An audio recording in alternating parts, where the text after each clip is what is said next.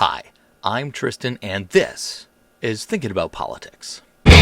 Well, it's May 26, 2021, and today I'm talking about a video I saw over on this other channel, Let's Talk Elections. Great channel. Go over there and subscribe. I'm going to link to the full video below. But this channel posted a video yesterday about whether or not the Republican Congress, or the Republican Conference, I should say, should expel Marjorie Taylor Greene. Marjorie Taylor Greene, I think the best case for the Republicans is a complete expulsion from Congress and repudiation of everything that she has said. But it raised an interesting question. At what point does the behavior of an elected representative become so reprehensible that the Congress should take steps to remove them? And let's be clear, Let's Talk Elections makes a lot of very powerful arguments in their favor. You know, someone like Marjorie Taylor Greene is a virus to the Republican Party who, gets her political clout by being a professional troll. Just kind of saying outrageous things designed to get attention, designed to get outrage. To Let's Talk's point, this is bad for democracy to have an elected representative behave this way in that office. It comes with a lot of clout, and this behavior cheapens it, to be quite frank. Now, it is unheard of to oust an elected representative from their seat. Most of the time when somebody gets into a lot of trouble, they'll end up resigning, out of some sense of shame or maybe public decency. Who knows? That's probably not going to happen here. The entire playbook for this, new political movement is to behave in outrageous ways, behave in ways that get you free attention, that get you to go viral, and get that free publicity.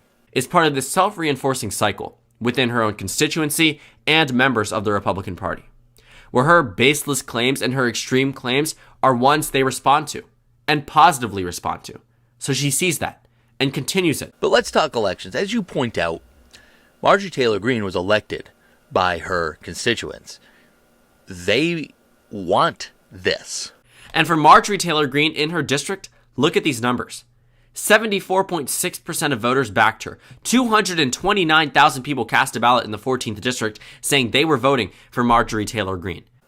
They elected this, and if you remove her, they will elect it again in somebody else. The issue here is not the individual, right? It's not Marjorie Taylor Greene. It's not Matt Gaetz. It's not Tucker Carlson. It's not Glenn Beck. It's not Rush Limbaugh. The fact of the matter is that there is an appetite in the public for this kind of, weird behavior. And until we correct that, and that's a social problem. I don't know that you can fix that from the government. If you just move to expel people like this, you will make them into martyrs.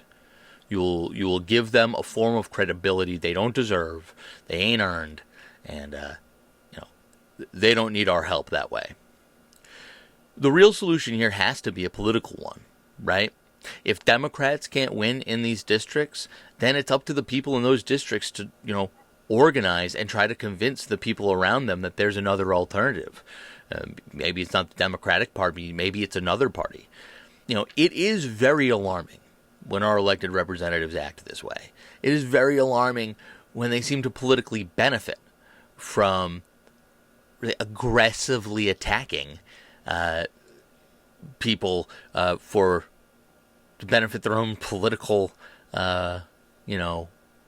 prospects. The fact that nearly 1 in 3 Americans would have a favorable view of her, and 1 in 3 of those who know her and have an opinion of her have a favorable view of her, that's alarming as well. But the answer can't be too heavy-handed.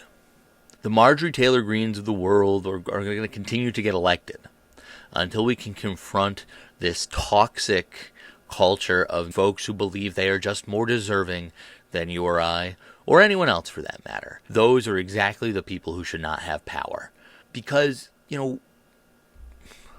we're in this together. One way or another, we are in this together. This isn't an Anglo-Saxon nation. This isn't a white nation. This isn't a Christian nation. If it's a free nation, it's going to be a free nation because we pull together. And if we don't, then it's not going to be a free nation.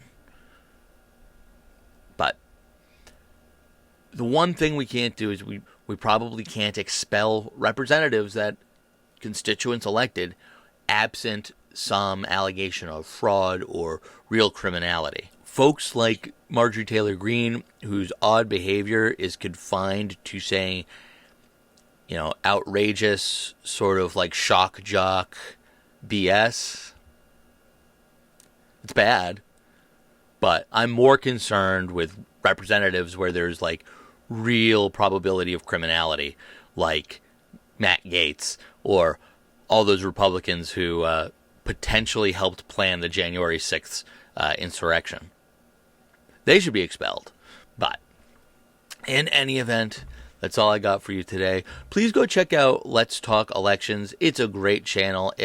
Wonderful coverage of the 2020 election. 2022 is just starting here. Make sure you go like that channel. Go watch the video, share, subscribe, do all that stuff. But until next time, keep thinking.